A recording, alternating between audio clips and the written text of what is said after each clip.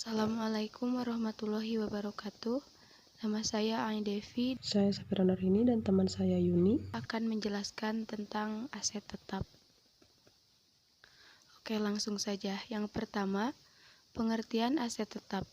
Aset tetap dalam akuntansi adalah aset berwujud yang dimiliki untuk digunakan dalam produksi atau penyediaan barang atau jasa, untuk direntatkan kepada pihak lain, atau untuk tujuan administratif dan diharapkan untuk digunakan selama lebih dari satu periode. Jenis aset tidak lancar ini biasanya dibeli untuk digunakan untuk operasi dan tidak dimaksudkan untuk dijual kembali. Contoh aset tetap antara lain adalah properti bangunan pabrik, alat-alat produksi mesin, kendaraan bermotor, furnitur perlengkapan kantor, komputer, dan lain-lain. Poin yang kedua ada karakteristik aset tetap. Menurut PSAK 16, aset tetap didefinisikan sebagai aset yang berwujud yang digunakan dalam produksi atau penyediaan barang dan jasa, untuk direntakan kepada pihak lain atau untuk tujuan administratif, serta diharapkan untuk digunakan selama lebih dari satu periode dalam KIESO 2011-5112. Aset tetap memiliki karakteristik berikut ini. Aset dimiliki untuk digunakan dalam operasional, bukan untuk dijual. Nah, poin yang selanjutnya yaitu aset yang dimiliki untuk digunakan dalam operasional. Hanya aset yang digunakan dalam operasi normal bisnis diklasifikasikan sebagai aset tetap, sebagai contoh bangunan yang menganggur atau tidak terpakai. Dideklasifikasi terpisah sebagai investasi. Property, plant, dan equipment yang dimiliki untuk price efficient diklasifikasikan sebagai investasi. Sebagai tambahan property, plant, dan equipment, aset tetap yang dimiliki untuk dijual atau dilepas dideklasifikasikan secara terpisah dan dilaporkan dalam laporan posisi keuangan. Poin selanjutnya ada aset memiliki masa umur manfaat yang panjang dan biasanya disusutkan. Nah, aset tetap memiliki umur manfaat lebih dari satu periode. Perusahaan mengalokasikan biaya investasi dari aset ini untuk periode yang akan datang melalui pembebanan depresiasi secara periodik. Yang selanjutnya yaitu aset memiliki substansi fisik. Aset tetap merupakan aset berwujud yang ditandai dengan keberadaan atau substansi fisik. Hal inilah yang membedakan aset tetap dengan aset tidak berwujud seperti paten atau goodwill. Tidak seperti bahan baku, aset tetap tidak secara fisik menjadi bagian untuk produk yang akan dijual kembali. Pengakuan aset tetap. Dalam PSAK atau Pernyataan Standar Akuntansi Keuangan 16 paragraf 7, biaya perolehan aset tetap itu harus diakui sebagai aset tetap jika biaya perolehan aset itu dapat diukur secara andal. Terus kemungkinan besar entitas akan memperoleh manfaat ekonomi masa depan dari aset tersebut. Secara umumnya, biaya setelah perolehan yang menghasilkan satu atau lebih dari hal-hal berikut itu dapat dikatakan memiliki manfaat ekonomi di masa depan apabila yang satu perpanjangan estimasi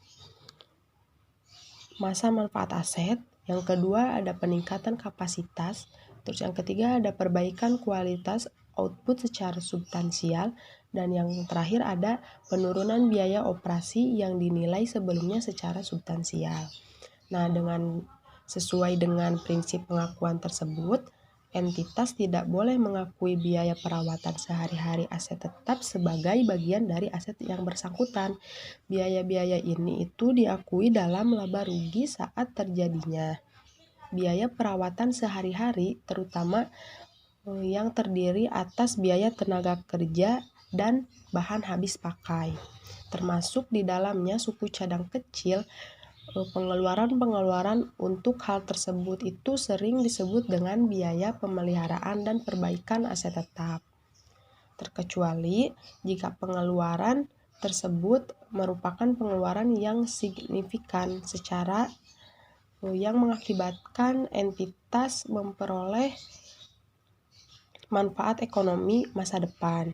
Maka pengeluaran itu dapat diklasifikasikan sebagai pengeluaran modal dan nilainya dikapitalisasi ke dalam aset tetap. Sebagai contoh kita ambil ketika Starbucks membeli mesin pembuat kopi untuk operasional, biaya ini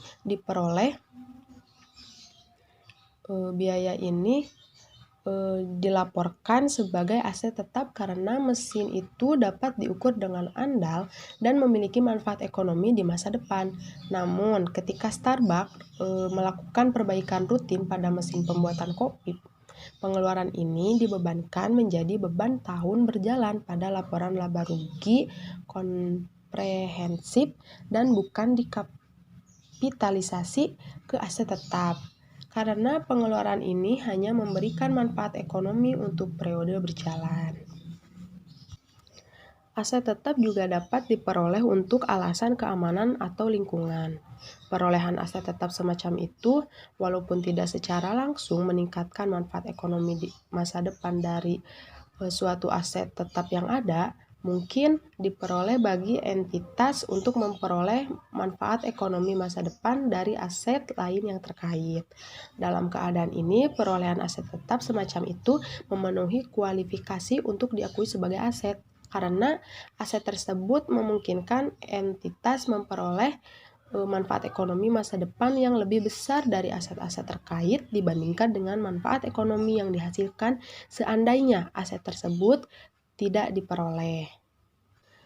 Agar aset tetap dapat beroperasi secara berkelanjutan, perlu dilakukan inspeksi teratur terlepas apakah ada komponen yang diganti. Dalam setiap inspeksi yang signifikan, biaya inspeksi diakui dalam jumlah tercatat aset tetap sebagai suatu penggantian apabila memenuhi kriteria pengakuan. Nah, sisa jumlah yang tercatat biaya inspeksi yang terdahulu itu jika ada yang dibedakan dari komponen fisiknya, dihentikan pengakuannya. Jika ada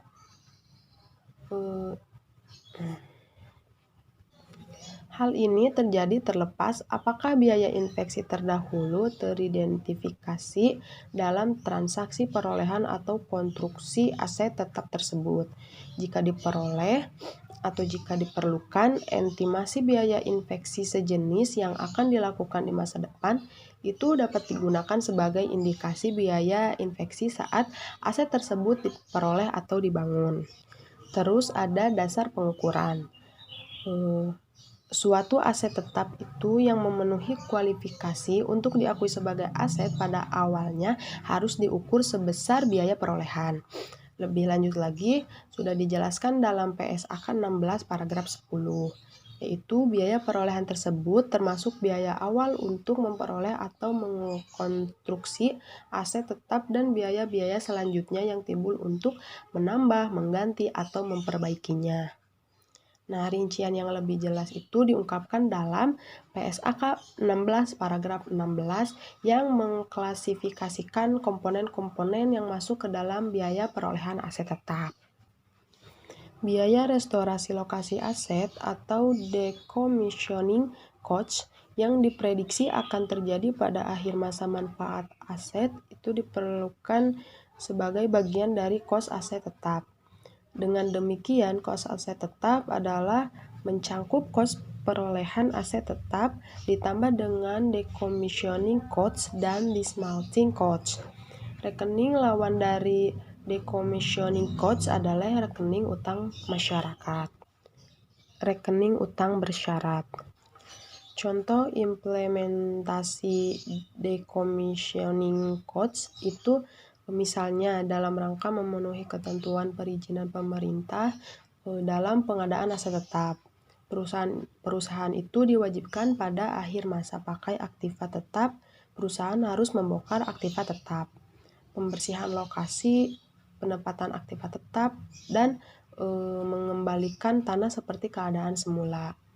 Kondisi semacam ini itu memenuhi ketentuan sebagai kewajiban masa sekarang sebagai akibat dari peristiwa masa lalu atau penggandaan aset tetap yang kemungkinan besar akan mengakibatkan arus keluar sumber daya di masa yang akan datang. Pengakuan kos atas peristiwa di masa yang akan datang semacam ini itu memerlukan estimasi yang cukup cermat, mengingat estimasi berhubungan dengan jangka waktu yang cukup panjang, yang sangat rentan dengan berbagai kemungkinan yang bisa mempengaruhi ketetapan estimasi.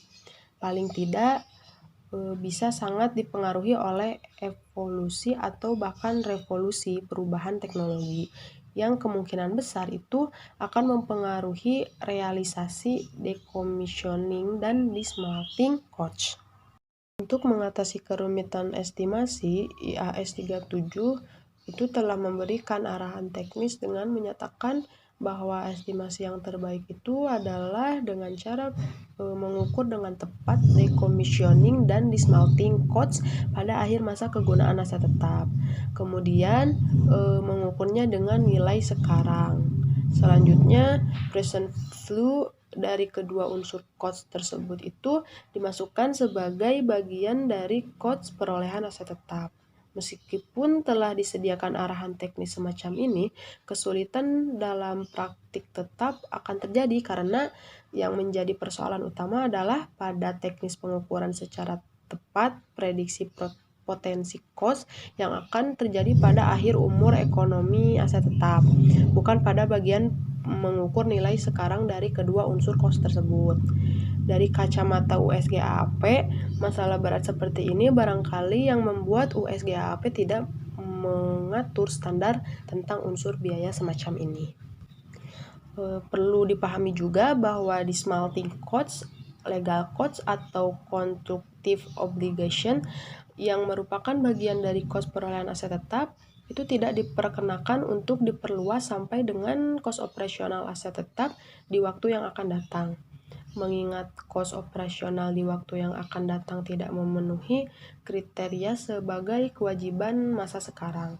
Konsekuensi dari ketentuan kapitalisasi dismantling cost, maka dismantling cost harus dibebankan ke masing-masing periode yang menikmati jasa aset tetap itu melalui prosedur depresiasi. Pada masing-masing periode dismantling cost itu harus disesuaikan dengan perkembangan informasi terbaru dengan tujuan untuk meningkatkan ketetapan prediksi dismantling cost. Nah, kenaikan nilai cadang dari dismantling cost itu dilaporkan sebagai bunga atau semacam biaya perdanaan. Kemungkinan terjadinya perubahan transaksi decommissioning cost dan dismantling cost IFRIC nomor 1 menginterpretasikan bahwa penyesuaian hanya diperlukan untuk sisa umur aset tetap atau berlaku secara prospektif dan tidak berlaku secara retrospektif.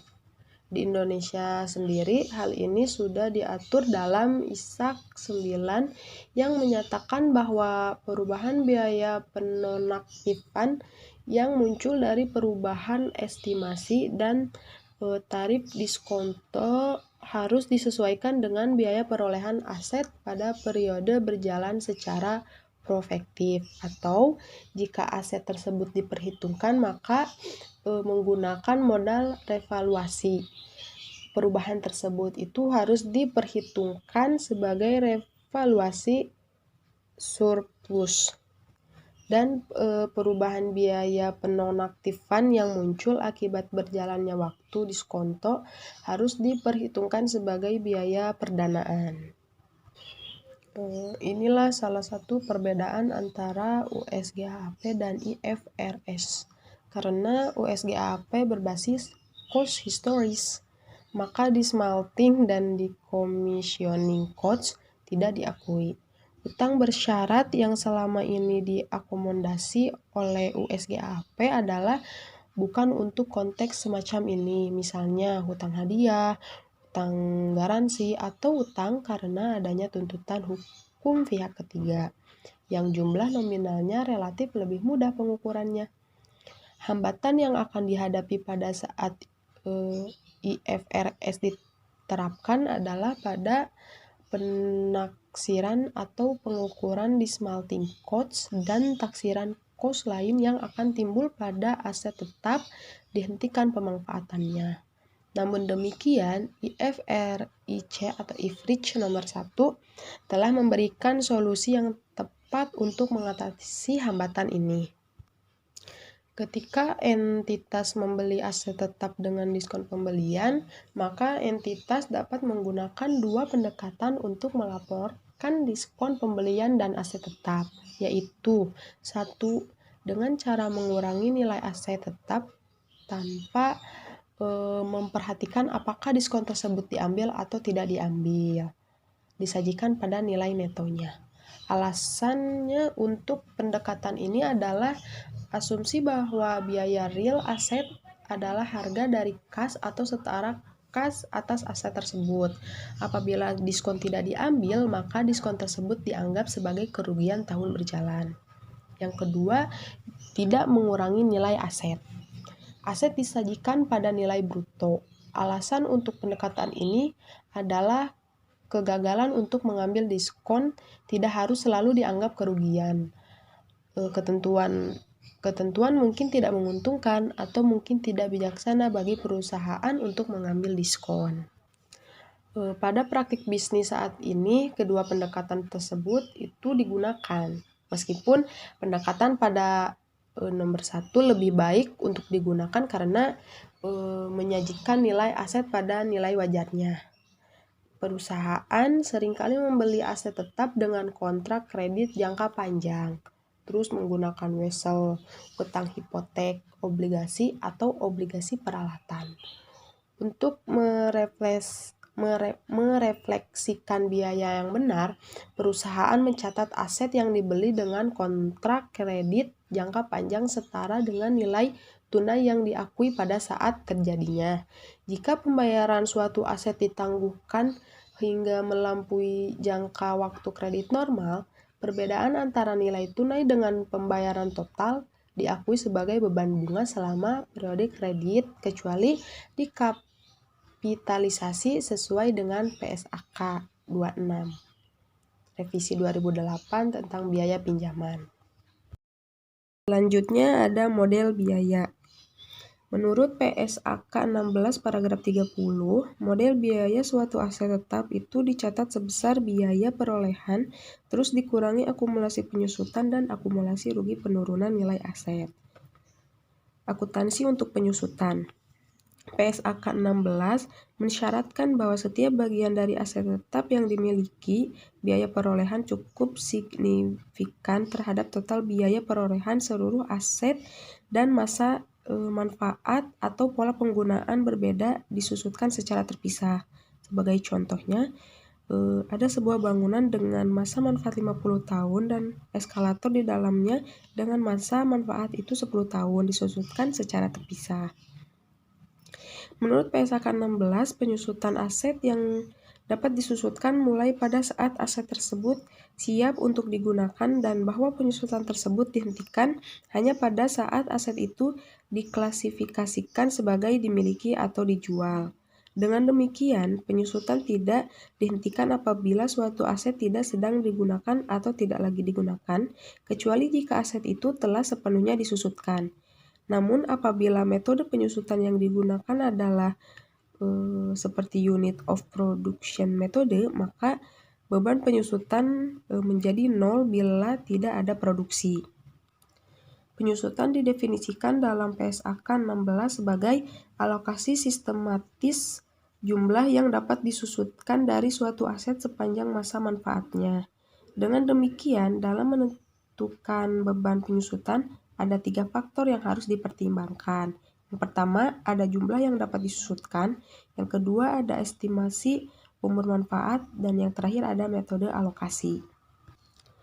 Umur manfaat periode suatu aset yang diharapkan dapat digunakan oleh entitas atau jumlah produksi unit serupa yang diharapkan akan diperoleh dari suatu aset oleh entitas.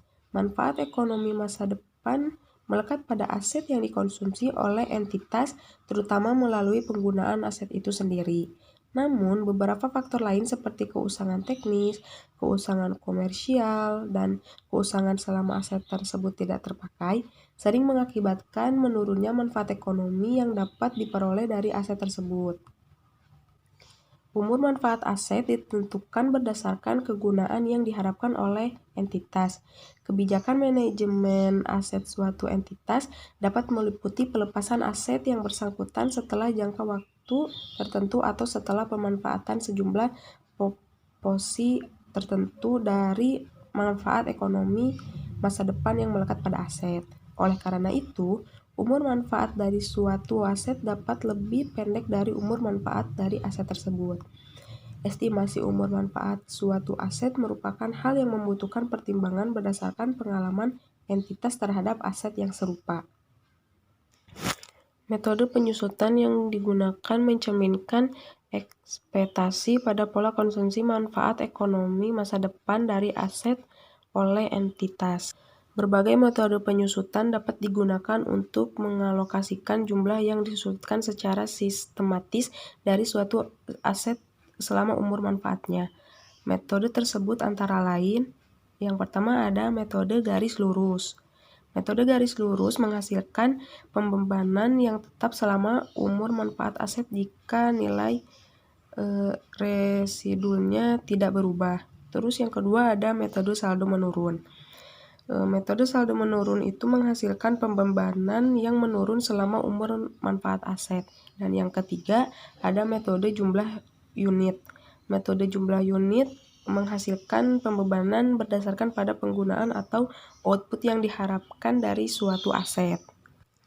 Metode penyusutan aset dipilih berdasarkan ekspektasi pola konsumsi manfaat ekonomi masa depan dari aset dan diterapkan secara konsisten dari periode ke periode, kecuali ada perubahan dalam ekspektasi pola konsumsi manfaat ekonomi pada masa depan dari aset tersebut. Oleh karena itu, metode penyusutan yang digunakan harus konsisten dengan ekspektasi pada pola konsumsi manfaat ekonomi masa depan dari aset itu. Misalnya, untuk aset yang digunakan secara merata sepanjang umur manfaatnya, metode garis lurus harus diterapkan. Misalnya, gedung yang dipakai untuk urusan administratif. Di pihak lain, untuk aset yang digunakan secara lebih intensif di umur masa hidupnya dan tidak begitu intensif di akhir masa hidupnya. Metode dipercepat harus digunakan misalnya adalah mesin-mesin pabrik yang dipakai intensif di awal karena mengejar target produksi. Dengan demikian, pemilihan metode penyusutan tidak bisa disamaratakan untuk seluruh aset tanpa memperhatikan pola konsumsinya. Misalnya demi alasan kemudahan perpajakan. PSAK 16 menyatakan bahwa biaya penyusutan pada setiap periode harus diakui sebagai beban, kecuali jika beban tersebut dimasukkan dalam jumlah tercatat aset lainnya. Terus di sini ada penurunan nilai. Dalam menentukan apakah suatu aset tetap mengalami penurunan nilai, entitas menerapkan PSAK 48 yang direvisi tahun 2009, penurunan nilai aset. Pernyataan tersebut menjelaskan bagaimana entitas mereview jumlah tercatat asetnya, bagaimana menentukan jumlah terpulihnya dari aset, dan kapan mengakui atau membalik rugi penurunan nilai. Pada dasarnya, PSAK 48 mensyaratkan bahwa kapanpun terdapat indikasi penurunan nilai, maka jumlah terpulihnya yang didefinisikan sebagai jumlah terbesar dari nilai realisasi neto dan nilai pakai. Dari aset itu harus diestimasi, dan jika jumlah terpulih kan lebih rendah dari jumlah tercatat, maka nilai aset itu harus diturunkan menjadi sebesar nilai terpulihkannya. Rugi penurunan nilai harus segera dibebankan ke penghasilan, kecuali jika membalik revaluasi positif sebelumnya yang harus dibebankan ke akun cadangan revaluasi. PSAK 48 juga menyatakan bahwa jika pada periode setelahnya, kondisi dan peristiwa yang sebelumnya menyebabkan penghapusan jumlah tercatat suatu pos atau kelompok aset tetap tidak lagi ada, dan jika ada bukti meyakinkan bahwa kondisi dan peristiwa terbaru tidak akan berubah di masa depan, maka segala kenaikan jumlah yang dapat dipulihkan yang timbul harus dicatat kembali. Jumlah yang dicatat kembali harus dikurangi oleh jumlah yang seharusnya diakui sebagai penyusutan jika penghapusan tidak terjadi. Contoh, kompensasi dari pihak ketiga untuk aset tetap yang mengalami penurunan nilai, hilang atau dihentikan dimasukkan dalam laba rugi pada saat kompensasi diakui menjadi piutang. Penurunan nilai atau kerugian aset tetap, klaim atas atau pembayaran kompensasi dari pihak ketiga, dan pembelian atau konstruksi selanjutnya atas penggantian aset adalah peristiwa ekonomi yang terpisah dan dicatat secara terpisah dengan ketentuan-ketentuan sebagai berikut. Yang pertama, penentuan nilai aset tetap harus diakui sesuai dengan PSAK 48. Yang kedua, penghentian pengakuan aset tetap ditentukan sesuai dengan PSAK 16. Yang ketiga, ada kompensasi dari pihak ketiga harus dimasukkan dalam laporan laba rugi komprehensif dan pada saat itu menjadi piutang. Yang keempat, ada biaya perolehan aset tetap yang diperbaiki, dibeli, atau dikonstruksi sebagai penggantian dari pihak ketiga ditentukan dengan PSAK 16. Dilanjutkan dengan penghentian aset. Jumlah tercatat aset tetap dihentikan pengakuannya pada saat dilepaskan, terus pada saat tidak ada manfaat ekonomis masa depan yang diharapkan dari penggunaan atau pelepasannya. Keuntungan atau kerugian yang timbul dari penghentian pengakuan aset tetap itu dimasukkan dalam laba rugi pada saat aset tersebut dihentikan pengakuannya, kecuali PSAK 30, yaitu sewa mengharuskan perlakuan yang berbeda dalam hal transaksi jual dan sewa balik. Keuntungan tidak boleh diklasifikasikan sebagai pendapatan. Namun, entitas aktivitas norma rutinnya adalah menjual aset yang sebelumnya disewakan, maka entitas mentransfer aset tetap tersebut menjadi persediaan sesuai nilai tercatat ketika aset tidak lagi disewakan dan menjadi aset dimiliki untuk dijual. Imbalan dari penjualan aset tersebut diakui sebagai pendapatan sesuai dengan PSAK 23 yang direvisi pada tahun 2010 pendapatan. PSAK 58 revisi 2009, aset tidak lancar yang dimiliki untuk dijual dan operasi yang dihentikan secara tidak diterapkan ketika aset yang dimiliki untuk dijual dalam keadaan bisnis normal dipindahkan ke persediaan. Pelepasan aset tetap dapat dilakukan dengan berbagai cara, misalnya dijual atau disewakan berdasarkan sewa pembiayaan atau disumbangkan. Dalam menentukan tanggal pelepasan aset, entitas menerapkan kriteria dalam PSAK 23 yang direvisi pada tahun 2009, pendapatan untuk mengakui pendapatan dari penjualan barang. PSAK 30 yang direvisi pada tahun 2011, sewa diterapkan untuk pelepasan melalui jual dan sewa balik. Keuntungan atau kerugian yang timbul dari penghentian pengakuan suatu aset tetap ditentukan berdasarkan sebesar pendapatan antara jumlah hasil pelepasan neto jika ada dan jumlah tercatat dari aset tersebut. Piutang atas pelepasan aset tetap diakui pada saat awal sebesar nilai wajarnya. Jika pembayaran untuk hal tersebut ditangguhkan, perhitungan yang akan diterima diakui pada saat awal sebesar nilai tunainya. Perbedaan antara jumlah nominal piutang dan nilai tunainya diakui sebagai pendapatan bunga sesuai dengan PSAK 23 yang direvisi pada tahun 2009, pendapatan yang mencerminkan imbalan efektif atas piutang.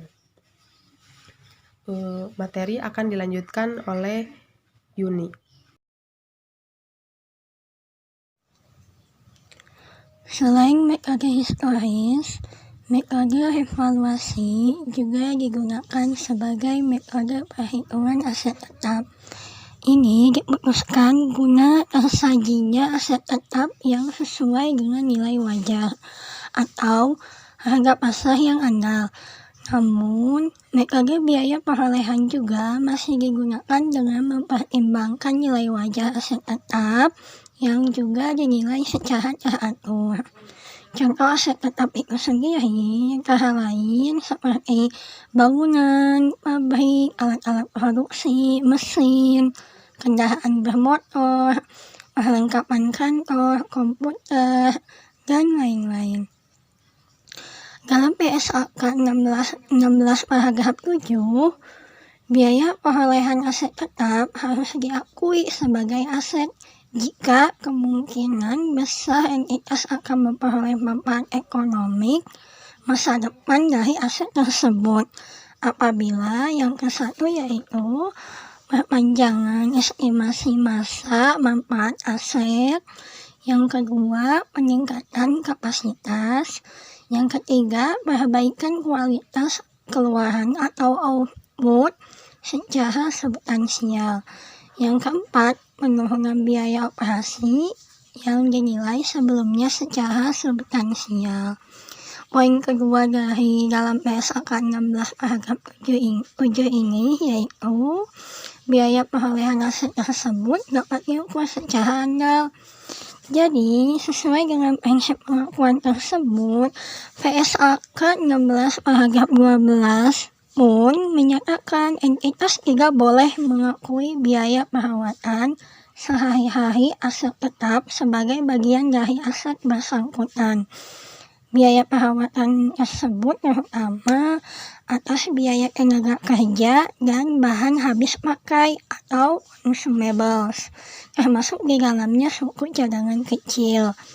Pengeluaran untuk hal tersebut sering disebut juga biaya pemeliharaan dan perbaikan aset tetap, terkecuali jika pengeluaran tersebut merupakan pengeluaran yang signifikan yang mengakibatkan entitas memperoleh manfaat ekonomi masa depan. Maka pengeluaran itu dapat diklasifikasikan sebagai pengeluaran modal dan nilainya dikapitalisasi ke dalam aset tetap. Jadi, kesimpulannya aset tetap adalah properti atau peralatan yang dimiliki dan digunakan perusahaan dalam operasinya untuk menghasilkan pendapatan. Sekian dari kelompok kami. Wassalamualaikum warahmatullahi wabarakatuh.